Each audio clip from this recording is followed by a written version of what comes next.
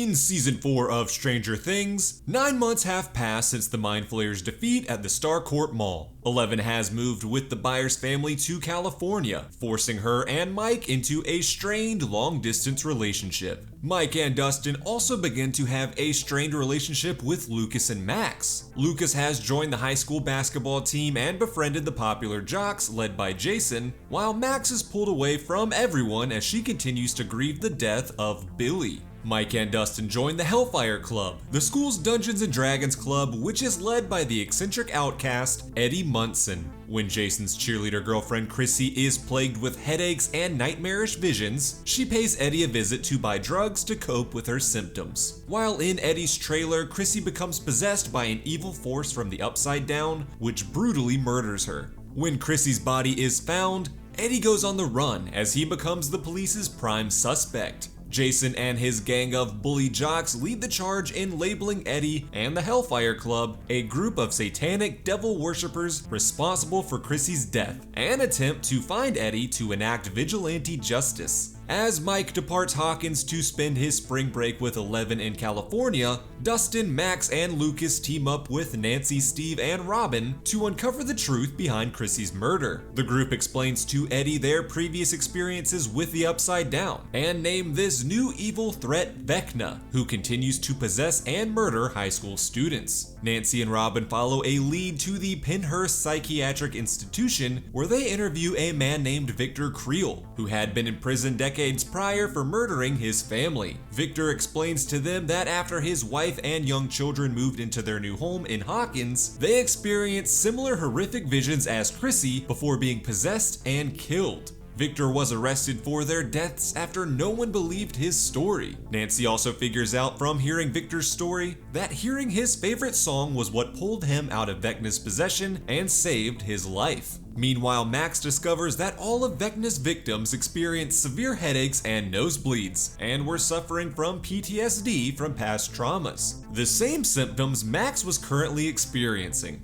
And that's when Max realized that Vecna was possessing her as well. Fearing that Vecna could kill her at any moment, Max writes letters to all of her friends, then heads to Billy's grave to read him a letter. At the gravesite, Max is possessed and taken to Vecna's altar in the Upside Down, where he prepares to kill her. Nancy and Robin manage to relay to the others that music can break Vecna's possession, and they play Max's favorite song to her. This helps Max fight Vecna off and escape the Upside Down, saving her life. Dustin theorizes that new gates to the Upside Down were being opened at the site of Vecna's murders. When Steve investigates the bottom of Lover's Lake to confirm Dustin's theory, he is pulled into the Upside Down and attacked by bat-like creatures. Nancy, Robin, and Eddie enter the Upside Down to save Steve, but are unable to return through the gate due to it being guarded by more of the creatures. And so the group decides to make their way through the Upside Down to Eddie's trailer to find another exit. Back in the real Hawkins, as the police begin to investigate the Hellfire Club for their involvement with Eddie, Dustin, Max, Lucas, and Lucas's sister Erica flee the cops and their parents to head to Eddie's trailer and save their friends. They manage to save Robin and Eddie from the Upside Down, but before Nancy escapes, she becomes possessed by Vecna. The villain reveals to Nancy the extent of his evil plans, promising to use the newly opened gates at the locations of his victims to fully break open the rift between the Upside Down and the real world, which would destroy all of Hawkins. Meanwhile, Mike arrives in California to spend his spring break with 11 and the Byers family. He quickly discovers that although 11 had told him she was doing great, she was actually depressed and mercilessly bullied. 11 was also upset with Mike for not telling her he loved her. Will had his own issues with Mike, feeling abandoned by his best friend who only seemed to care about 11. And Jonathan was dealing with his own relational issues, too afraid to tell Nancy that he was having second thoughts about their college plans, wanting to stay close to protect his family. The kids quickly have the house to themselves as Joyce receives a message from Harbour, revealed to have survived the Starcourt Mall explosion and was currently imprisoned in Russia. A kindly prison guard named Antonov agrees to help Harbour escape and tells Joyce to bring $40,000 to a Russian pilot in Alaska. Joyce teams up with Murray Bowman to head to Alaska, where they meet the eccentric pilot Yuri. Yuri betrays them, drugging Joyce and Murray, ratting out Antonov to the other Russians, and thwarting Hopper's escape attempt. As Yuri flies a captured Joyce and Murray to turn over to the Russians, they escape their binds and Murray uses his new black belt skills to subdue Yuri. They hatch a plan to break Hopper out of prison, with Murray posing as Yuri to deliver Joyce and the real Yuri to the Russians. The plan works and the group are allowed to enter the prison, where they are taken to watch Hopper, Antonov, and a group of prisoners fight a Demogorgon. Hopper uses his prior experiences with the creature to save his and Antonov's lives, while Murray and Joyce reveal their ruse, subduing the guards and unlocking the doors to allow Hopper and Antonov to escape. Hopper and Joyce have an emotional reunion and the group make their escape, but upon learning of the dangers back in Hawkins, Hopper, Joyce, and Murray return to the Russian prison to battle their lab filled with Demogorgon test subjects in the hopes that it would help the kids in their battle against Vecna.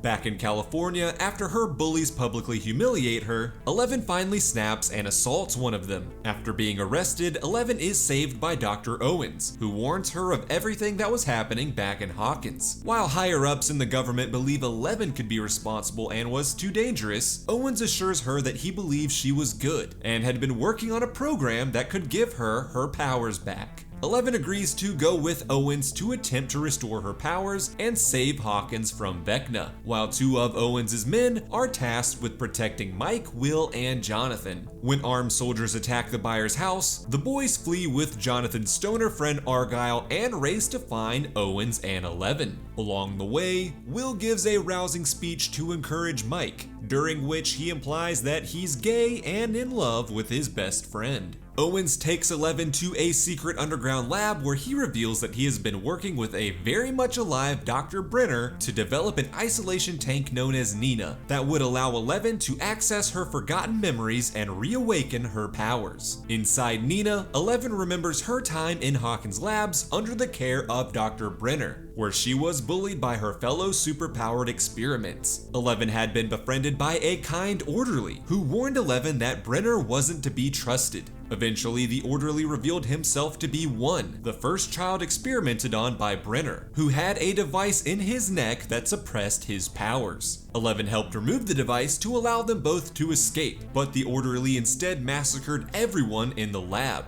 It turned out the orderly was actually Henry Creel, the son of Victor Creel. He had used his psychic abilities to murder his mother and sister, and though Victor was told Henry died, he was actually placed in the care of Brenner. And now that Eleven knew his villainous secret, he was going to kill her too. Eleven managed to overpower Henry, ripping open the first portal to the Upside Down and sending Henry through it, where he was transformed into Vecna. Back in the present, Eleven has fully regained her powers and wants to return to Hawkins to save her friends from Vecna. Brenner doesn't believe she's ready and sedates her. And that's when the corrupt group of soldiers arrive, wanting to kill Eleven as they believe that she was the source of evil in Hawkins. Brenner protects Eleven and attempts to flee with her from the lab, but is shot and killed during the escape. Eleven regains consciousness and kills the pursuing soldiers, and is then rescued by Mike and the others. Back in Hawkins, the group devise a plan to defeat Vecna. Max, Lucas, and Erica head to the Creel house, where Max allows Vecna to enter her mind and possess her. While Vecna is distracted with Max, Steve, Nancy, and Robin enter the Upside Down to kill him.